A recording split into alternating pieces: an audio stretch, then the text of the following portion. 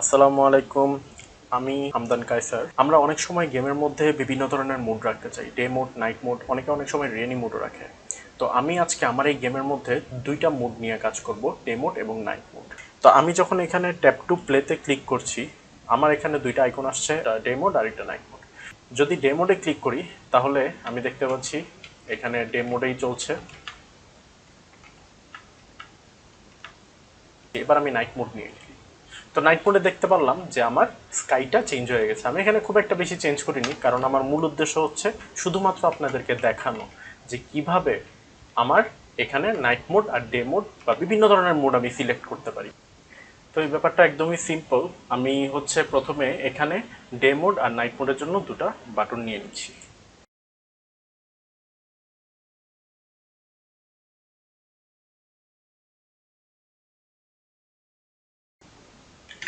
So আমার দুইটা button এখানে আমি নিয়েছি, এবং যেহেতু আমি ট্যাপ টু প্লেতে ক্লিক করার পরে আমার এই দুইটা বাটন শো করবে, তো সেক্ষেত্রে ইনিশিয়ালি আমি এই দুইটা বাটনকে ফলস করে রাখছি। আমরা পুরোটা জিনিসই গেম ম্যানেজার থেকে কন্ট্রোল করব।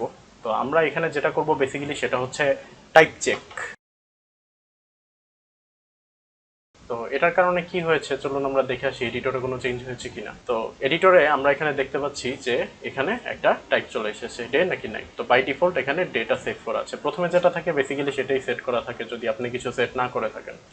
আমাদের গেমের মাঝখানে আমাদের এই জিনিসটা প্রয়োজন, মানে আমি ট্যাপ টু প্লেতে ক্লিক করার পরে আমার এই জিনিসটার প্রয়োজন, সেহেতু আমি এটাকে স্ক্রিপ্টের ভিতর থেকেই কল করব। তো আমার এখানে সেই দুইটা বাটন নিয়ে নিতে হবে আগে। তো আমি এটাকে হেডার দিয়ে কল করছি। আপনারাও সবসময় চেষ্টা করবেন হেডারটা ইউজ করার, কারণ প্রজেক্ট যখন অনেক বড় হবে অবজেক্টের রেফারেন্সটা আপনি সহজেই হেডার দেখে খুঁজে পাবেন। তো আমি এখানে দুইটা বাটন নিয়ে নিলাম, এখন দুইটা বাটনের অ্যাকশন আমি নিব। তো আমরা এখানে ডে মোড আর নাইট মোড চেঞ্জ করার জন্য আমি বেসিক্যালি স্কাই কালারটা চেঞ্জ করছি। তো স্কাই কালারটা চেঞ্জ করার জন্য আমার সেখানে দুইটা ম্যাটেরিয়াল আমি নিচ্ছি, যে দুইটা ম্যাটেরিয়াল আমি স্কাই বক্সে মোড অনুযায়ী রিপ্লেস করব। তো আমি এখানে দুইটা ম্যাটেরিয়াল নিয়ে নিয়েছি, এখন শুধুমাত্র টাইপ অনুযায়ী সে যে ম্যাটেরিয়ালটা প্রয়োজন সেটা নিবে, এবং এটা কিভাবে করবে এটাই এখন আমি দেখাবো।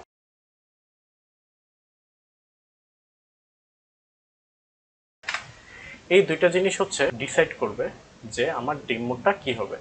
আপনাদেরকে রিকমেন্ড করব যে এখান থেকে চেঞ্জ করতে। স্কাই বক্স চেঞ্জ করার জন্য আমি এখানে কি করব, যেহেতু আমার ডে বাটন করবে তো আমি ডে ম্যাটেরিয়ালটা নিব।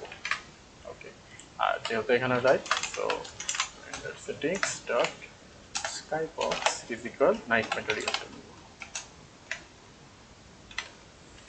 এখন প্লে কল ব্যাকটা আমি দুটোটা মেথডেই,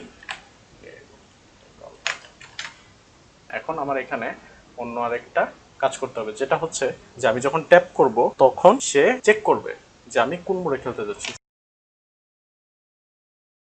এখন চুজ গেম মোডের জন্য আমার এখানে কি করতে হবে, আমার যেই দুইটা বাটন আছে ডে মোড এবং নাইট মোড, শুধুমাত্র এখানে জাস্ট এই দুটোকে অ্যাক্টিভ করে দিব আমি। তারপরে আমরা এখন স্টার্ট বাটনে অলরেডি এগুলার যে অ্যাকশনটা হবে সেই অ্যাকশনটা কল করে নিব।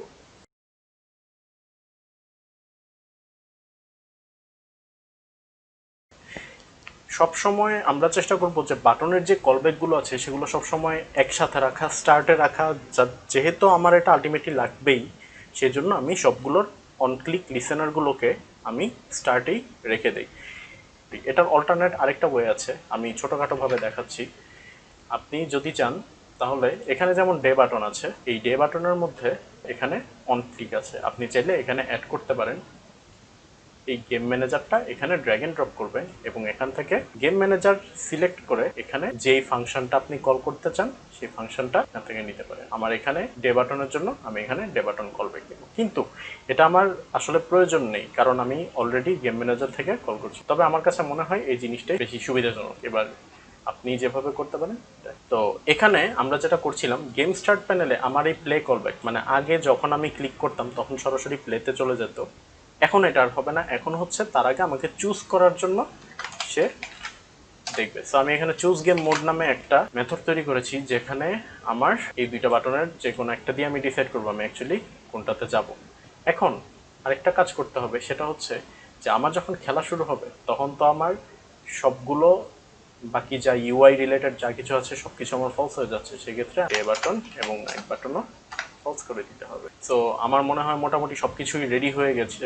তো আমরা এবার চেক করি যে কোনো জায়গায় কোনো কিছু আদৌ চেঞ্জ করা লাগবে কিনা। এখন আমার এখানে কয়েকটা রেফারেন্স নেওয়ার বাকি আছে। বাটনের জায়গায় আমি ডে বাটনের জায়গায় ডে বাটনটা নিচ্ছি। আর এই দুইটা ম্যাটেরিয়াল স্কাই বক্সের জন্য ফার্ল্যান্ড স্কাই নামে একটা অ্যাসেট আছে, ইউনিটি অ্যাসেট স্টোরে ফ্রিতে আছে, আপনারা চাইলে এখান থেকে ফ্রিতে ডাউনলোড করতে পারেন এবং আমি আমার ডেসক্রিপশন বক্সে অবশ্যই এটার লিঙ্কটা দিয়ে দিব। তো এখানে আমি ডে এর জন্য এই স্কাই বক্সটা ইউজ করব। তো এই ম্যাটেরিয়ালে এটা বসাই দিলাম।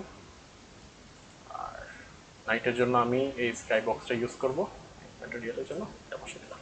ওকে, তো আমার এখানে যতটুকু মনে হচ্ছে সব কিছুই ঠিকঠাক আছে। এবার আমরা গেম খেলে দেখি। যখন আমি ট্যাপ টু প্লে করছি, তা আমি এখন আমার স্কাই দেখে মনে হচ্ছে এটা নাইট বাই ডিফল্ট নিয়ে নিয়েছে। আমি যদি এখানে ক্লিক করি তো আমার ডে মোড শুরু হয়ে গিয়েছে, আমি ডে মোডে খেলতে পারছি। তো এখন আমি দেখব যে নাইট মোডে অ্যাকচুয়ালি খেলা যায় কিনা।